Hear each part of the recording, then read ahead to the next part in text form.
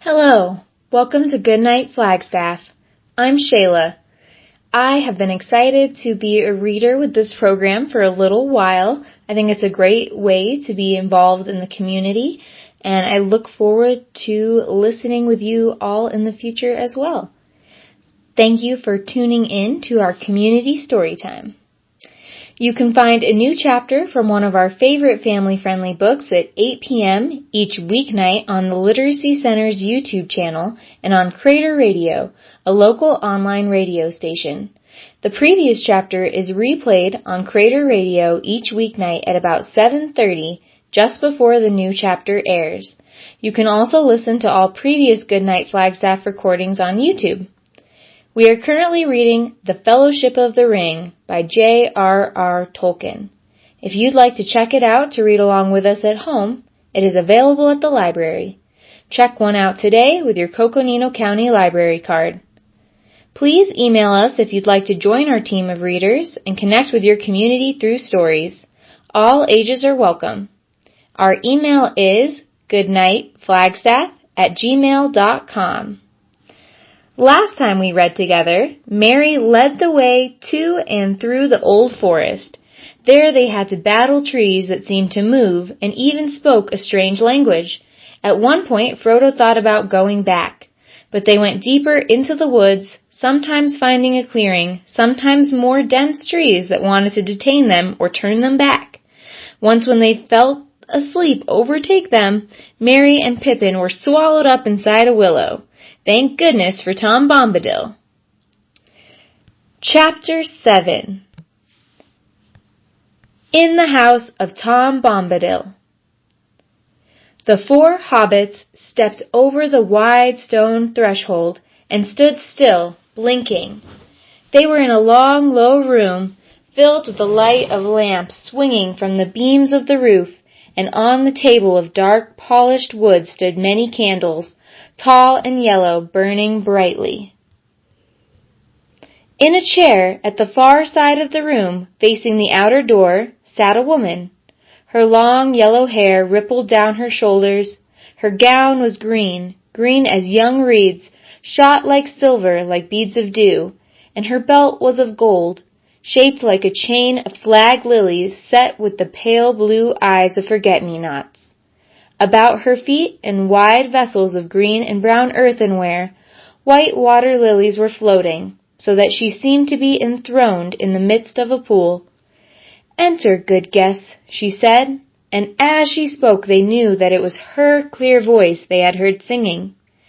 They came a few timid steps further into the room, and began to bow low, feeling strangely surprised and awkward, like folk that, knocking at a cottage door to beg for a drink of water, have been answered by a fair young elf queen clad in living flowers. But before they could say anything, she sprang lightly up and over the lily bowls and ran laughing towards them, and as she ran her gown rustled softly like the wind in the flowering borders of a river. "Come, dear folk," she said, taking Frodo by the hand, "laugh and be merry. I am Goldberry, daughter of the river." Then lightly she passed them, and closing the door she turned her back to it, with her white arms spread out across it. "Let us shut out the night," she said, "for you are still afraid, perhaps, of mist and tree shadows and deep water and untamed things. Fear nothing, for tonight you are under the roof of Tom Bombadil." The hobbits looked at her in wonder, and she looked at each of them and smiled. "Fair Lady Goldberry," said Frodo at last, feeling his heart moved with a joy that he did not understand. He stood as he had at times stood enchanted by fair elven voices, but the spell that was now laid upon him was different. Less keen and lofty was the delight, but deeper and nearer to mortal heart, marvelous and yet not strange. "Fair Lady Goldberry," he said again, "now the joy that was hidden in the songs we heard is made plain to me. O slender as a willow wand, O clearer than clear water, O reed by the living pool, fair river daughter, O springtime and summertime and springtime again after, O wind on the waterfall and the leaves' laughter." Suddenly he stopped and stammered, overcome with surprise to hear himself saying such things. But Goldberry laughed. "Welcome," she said. "I had not heard that folk of the Shire were so sweet-tongued. But I see that you are an elf friend. The light in your eyes and the ring in your voice tells it. This is a merry meeting. Sit now and wait for the master of the house. He will not be long. He is tending your tired beasts." The hobbits sat down gladly in low, rush-seated chairs, while Goldberry busied herself about the table, and their eyes followed her, for the slender grace of her movement filled them with quiet delight. From somewhere behind the house came the sound of singing. Every now and again they caught, among many a derry-dole, and a merry-dole, and a ring-a-ding-dio, the repeated words, "Oh, Tom Bombadil is a merry fellow, bright blue his jacket is, and his boots are yellow." "Fair lady," said Frodo again, after a while, "tell me, if my asking does not seem foolish, who is Tom Bombadil?" "He is," said Goldberry, staying her swift movements and smiling. Frodo looked at her questioningly. "He is, as you have seen him?" She said in answer to his look, "He is the master of wood, water, and hill." "Then all this strange land belongs to him?" "No, indeed," she answered, and her smile faded. "That would indeed be a burden," she added in a low voice, as if to herself. "The trees and the grasses and all things growing or living in the land belong each to themselves. Tom Bombadil is the master. No one has ever caught old Tom walking in the forest, wading in the water, leaping on the hilltops under light and shadow. He has no fear. Tom Bombadil is master." A door opened, and in came Tom Bombadil. He had now no hat, and his thick brown hair was crowned with autumn leaves. He laughed, and going to Goldberry, took her hand. "Here's my pretty lady," he said, bowing to the hobbits. "Here's my Goldberry clothed all in silver green, with flowers in her girdle. Is the table laden? I see yellow cream and honeycomb, and white bread and butter, milk cheese and green herbs and ripe berries gathered. Is that enough for us? Is the supper ready?" "It is," said Goldberry, "but the guests perhaps are not." Tom clapped his hands and cried, "Tom, Tom, your guests are tired and you had near forgotten. Come now, my merry friends, and Tom will refresh you. You shall clean grimy hands and wash your weary faces, cast off your muddy cloaks and comb out your tangles." He opened the door, and they followed him down a short passage and round a sharp turn. They came to the low room with a sloping roof.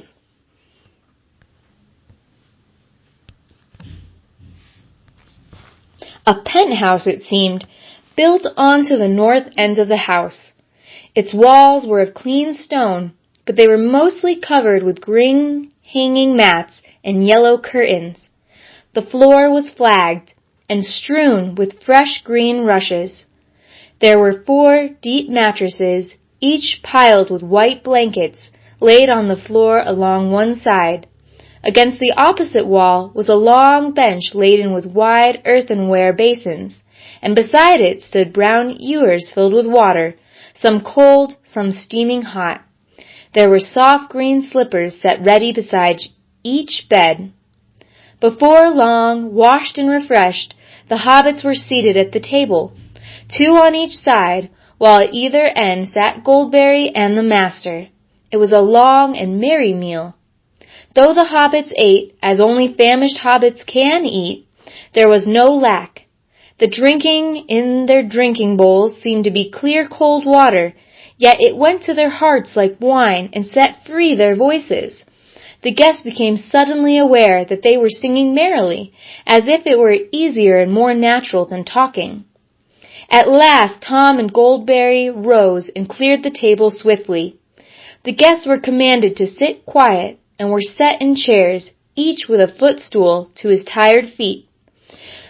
There was a morning, heed no nightly noises, for nothing passes door and window here save moonlight and starlight and the wind off the hilltop.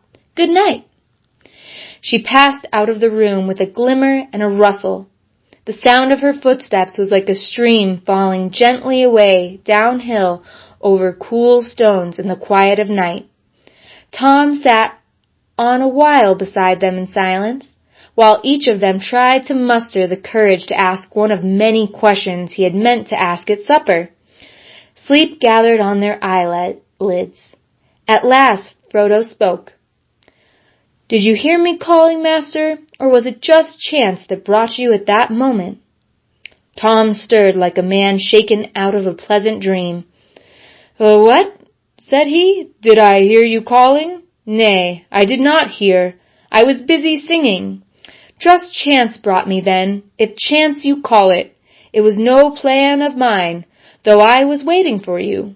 We heard news of you, and learned that you were wandering. We guessed you'd come ere down to the water. All paths lead that way, down to Withywindle. Old Grey Willow Man, he's a mighty singer, and it's hard for little folk to escape his cunning mazes.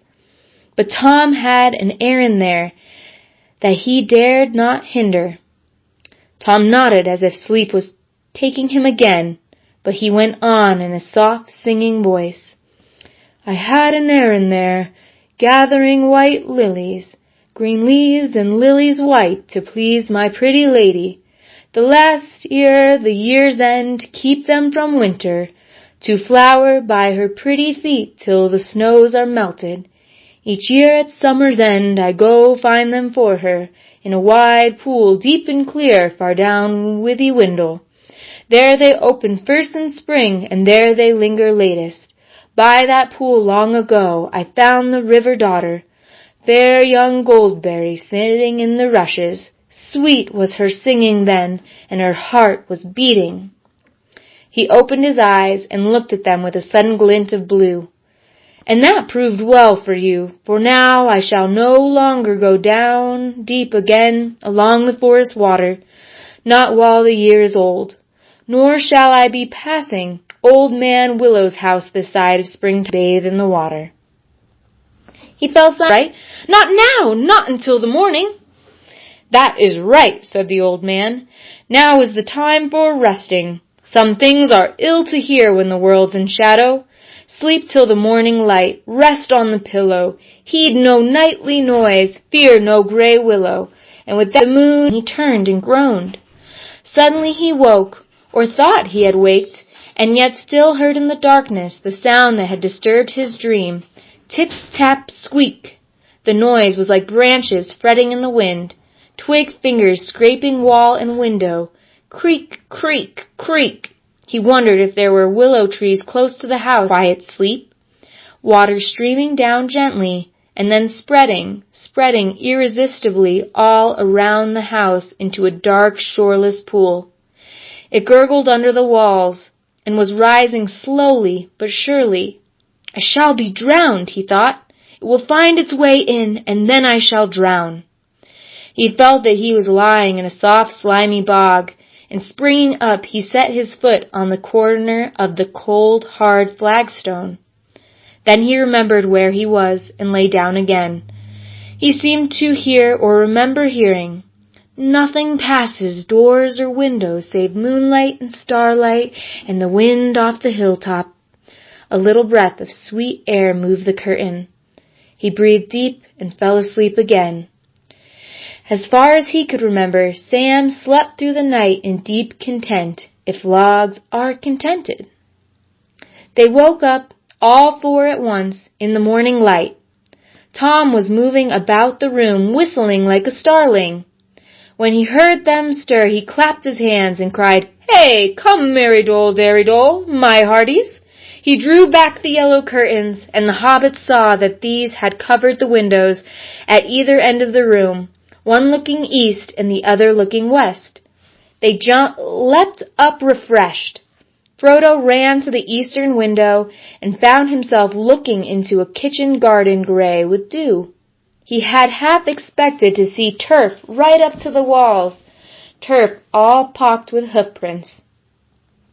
Actually, his view was screened by the tall line of beans on poles, but above and far beyond them the gray top of the hill loomed up against the sunrise. It was a pale morning. In the east, behind long clouds, like lines of soiled wool stained red at the edges, lay glimmering deeps of yellow. The sky spoke of rain to come, but the light was broadening quickly, and the red flowers on the beans began to glow against the wet green leaves. Pippin looked out of the western window down into a pool of mist. The forest was hidden under a fog. It was like looking down onto a sloping cloud roof from above. There was a fold or channel where the mist was broken into many plumes and billows, the valley of the Withy-Windle. The stream ran down the hill on the left and vanished into the white shadows. Near at hand was a flower garden and a clipped hedge silver-netted, and beyond that gray shaven grass pale with dewdrops. There was no willow tree to be seen. "Good morning, merry friends," cried Tom, opening the eastern window wide. A cool air flowed in. It had a rainy smell. "Sun won't show her face much today, I'm thinking. I have been walking wide, leaping on the hilltops, since the gray dawn began, nosing wind and weather, wet grass underfoot, wet sky above me. I wakened Goldberry singing under window, but not wakes hobbit folk in the early morning. In the night, little folk wake up in the darkness and sleep after light has come. Ring-a-ding-dio, wake now, my merry friends, forget the nightly noises. Ring-a-ding-dio-dell, derry-dell, my hearties. If you come soon, you'll find breakfast on the table. If you come late, you'll get grass and rainwater." Needless to say, not that Tom's threat sounded very serious, the hobbits came soon and left the table late and only when it was beginning to look rather empty. Neither Tom nor Goldberry were there. Tom could be heard about the house, clattering in the kitchen and up and down the stairs, and singing here and there outside. The room looked westward over the mist-clouded valley, and the window was open. Water dripped down from the thatched eaves above. Before they had finished breakfast, the clouds had joined into an unbroken roof, and a straight gray rain came softly and steadily down. Behind its deep curtain, the forest was completely veiled. As they looked out of the window, there came, falling gently, as if it were flowing down the rain out of the sky, the clear voice of Goldberry singing up above them. They could hear few words, but it seemed plain to them that the song was a rain song, as sweet as showers on dry hills, that told the tale of a river, from the spring in the highlands to the sea far below. The hobbits listened with delight, and Frodo was glad in his heart, and blessed the kindly weather, because it delayed them from departing. The thought of going had been heavy upon him from the moment he awoke, but he guessed now that they would not go further that day. The upper wind settled in the west, and deeper and wetter clouds rolled up to spill their laden rain on the bare heads of the downs. Nothing could be seen all round the house but falling water. Frodo stood near the open door and watched the white chalky path turn into a little river of milk and go bubbling away down into the valley. Tom Bombadil came trotting around the corner of the house, waving in his arms as if he was warding off the rain, and indeed when he sprang over the threshold he seemed quite dry except for his boots. These he took off and put in the chimney corner. Then he sat in the largest chair and called the hobbits to gather round him. "This is Goldberry's washing day," he said, "and her autumn cleaning. Too wet for hobbit folk. Let them rest while they are able. It's a good day for long tales, for questions, and for answers. So Tom will start the talking." He then told them many remarkable stories, sometimes half as if speaking to himself, sometimes looking at them suddenly with a bright blue eye under his deep brows. Often his voice would turn to song, and he would get out of his chair and dance about. He told them tales of bees and flowers, the ways of trees, and the strange creatures of the forest. about the evil things and good things, things friendly and things unfriendly, cruel things and kind things, and secrets hidden under brambles. As they listened, they began to understand the lives of the forest, apart from themselves, indeed, to feel themselves as the strangers where all other things were at home.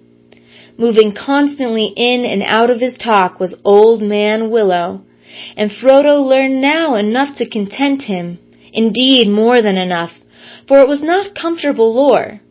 Tom's words laid bare the hearts of trees and their thoughts, which were often dark and strange, and filled with a hatred of things that go free upon the earth, gnawing, biting, breaking, hacking, burning, the destroyers and usurpers. It was not called the Old Forest without reason, for it was indeed ancient, a survivor of vast, forgotten woods, and in it there lived yet, aging no quicker than the hills, the fathers of trees, remembering times when they were lords. The countless years had filled them with pride and rooted wisdom and with malice. But none were more dangerous than the great willow. His heart was rotten, but his strength was green, and he was cunning, and a master of winds, and his song and thought ran through the woods on both sides of the river. His gray, thirsty spirit drew power out of the earth and spread like fine root threads in the ground, and invisible twig fingers in the air, till it had under its dominion nearly all the trees of the forest, from the hedge to the downs. Suddenly Tom's talk left the woods and went leaping up the young stream, over bubbling waterfalls, over pebbles and worn rocks, and among small flowers and close grass and wet crannies, wandering at last up on to the downs. They heard of the great barrows, and the green mounds, and the stone rings upon the hills, and in the hollows among the hills. Sheep were bleating in flocks. Green walls and white walls rose. There were fortresses on the heights. Kings of little kingdoms fought together, empty again. A shadow came out of dark places far away, and the bones were stirred in the mounds. Barrow waits walked in the hollow places with the clink of rings on cold fingers, and the gold chains in the wind. Stone rings grinned out of the ground like broken teeth in the moonlight. The hobbits shuddered. Even in the Shire the rumor of the Barrowites of the Barrow Downs beyond the forest had been heard. But it was not a tale that any hobbit liked to listen to, even by a comfortable fireside far away. These four now suddenly remembered what the joy of this house had driven from their minds. The house of Tom Bombadil nestled under the very shoulder of those dreaded hills. They lost the thread of his tale and shifted uneasily, looking aside at one another. When they caught his words again, they found that he had now wandered into strange regions beyond their memory and beyond their waking thought, into times when the world was wider and the seas flowed straight to the western shore. And still on and back Tom went singing out into ancient starlight, when only the elf-sires were awake. Then suddenly he stopped, and they saw that he nodded as if he were falling asleep. The hobbits sat still before him, enchanted, and it seemed as if, under the spell of his words, the wind had gone, and the clouds had dried up, and the day had been withdrawn, and darkness had come from east and west, and all the sky was filled with the light of white stars. Whether the morning and evening of one day or of many days had passed, Frodo could not tell. He did not feel either hungry or tired, only filled with wonder. The stars shone through the window, and the silence of the heavens seemed to be round him. He spoke at last out of his wonder and a sudden fear of that silence. "Who are you, master?" he asked. "Oh, what?" said Tom, sitting up, and his eyes glinting in the gloom. "Don't you know my name yet? That's the only answer. Tell me who you are alone, yourself and nameless. But you are young and I am old, eldest, that's what I am. Mark my words, my friends. Tom was here before the river and the trees. Tom remembers the first raindrop and the first acorn. He made paths before the big people and saw the little people arriving.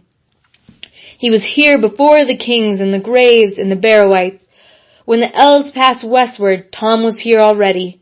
When the seas were bent, he knew the dark under the stars when it was fearless, before the Dark Lord came from outside. A shadow seemed to pass by the window, and the hobbits glanced hastily through the panes. When they turned again, Goldberry stood in the door behind, framed in light. She held a candle, shielding its flame from the draught with her hand, and the light flowed through it like sunlight through a white shell. "The rain has ended," she said, "and new waters are running downhill under the stars. Let us now laugh and be glad." "And let us have food and drink," cried Tom. "Long tales are thirsty, and long listening's hungry work morning, noon, and evening." And with that he jumped out of his chair and with a bound took a candle from the chimney shelf and lit it in flame that Goldberry held. Then he danced about the table. Suddenly he hopped through the door and disappeared. Quickly he returned, bearing a large and laden tray. Then Tom and Goldberry set the table, and the hobbits sat half in wonder and half in laughter. So fair was the grace of Goldberry, and so merry and odd the caperings of Tom. Yet in some fashion they seemed to weave a single dance, neither hindering the other, in and out of the room, and round about the table, and with great speed food and vessels and lights were set in order. The boards blazed with candles, white and yellow. Tom bowed to his guests. "Supper is ready." And now the hobbits saw that she was cloaked all in silver with a white girdle, and her shoes were like fish's mail. But Tom was all in clean blue, blue as rain-washed forget-me-nots, and he had green stockings. It was a supper even better than before. The hobbits, under the spell of Tom's words, may have missed one meal or many, but when the food was before them it seemed at least a week since they had eaten. They did not sing or even speak much for a while, and paid close attention to business. But after a time their hearts and spirits rose again, and their voices rang out in mirth and laughter. After they had eaten, Goldberry sang many songs for them, songs that began merrily in the hills and fell softly down into silence, and in the silences they saw in their minds pools and waters wider than they had known, and looking into them they saw the sky below them, and the stars like jewels in the depths. Then once more she wished them each good night and left them by the fireside. But now Tom seemed wide awake and plied them with questions. He appeared already to know much about them and all their families, and indeed to know much of all the history and doings of the Shire, down from days hardly remembered among the hobbits themselves. It no longer surprised them, but he made no secret that he owed his recent knowledge largely to Farmer Maggot, who he seemed to regard as a person of more importance than they had imagined.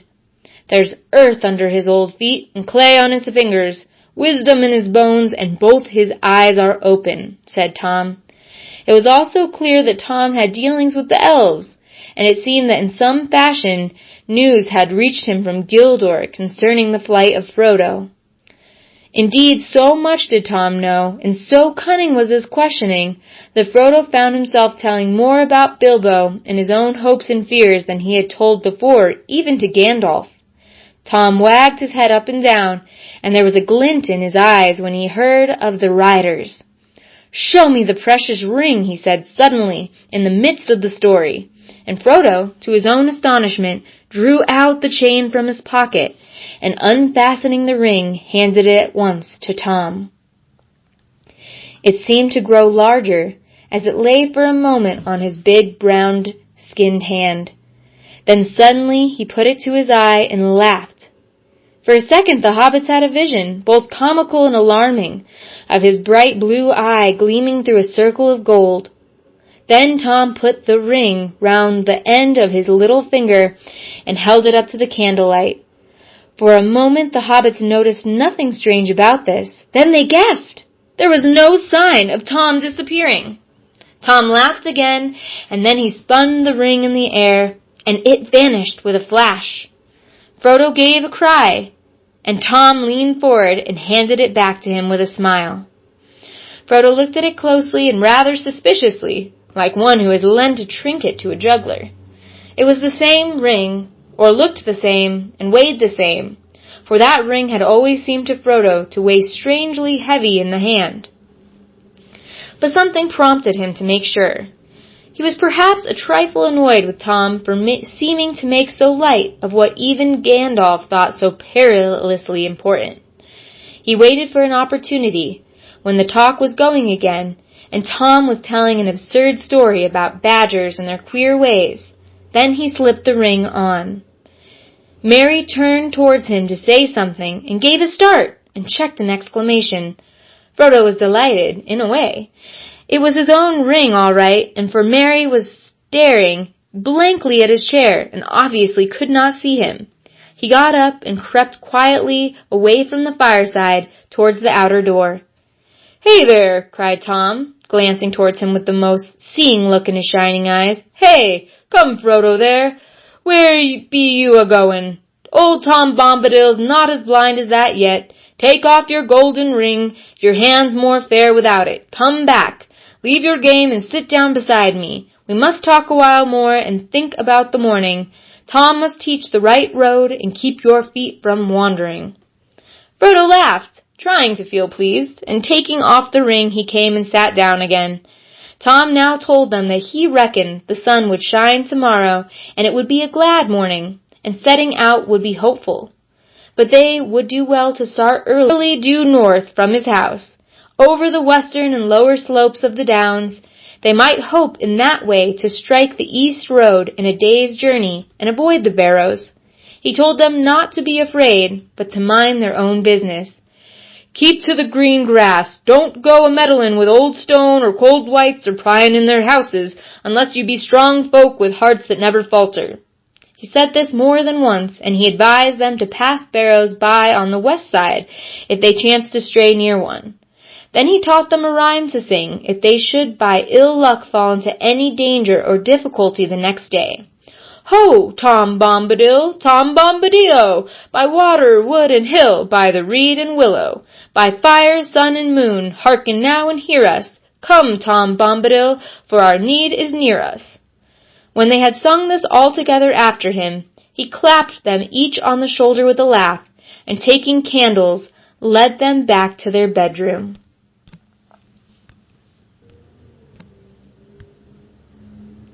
Thank you guys for tuning in. Join us next time for Chapter 8 of the Fellowship of the Ring. Good night, Flagstaff.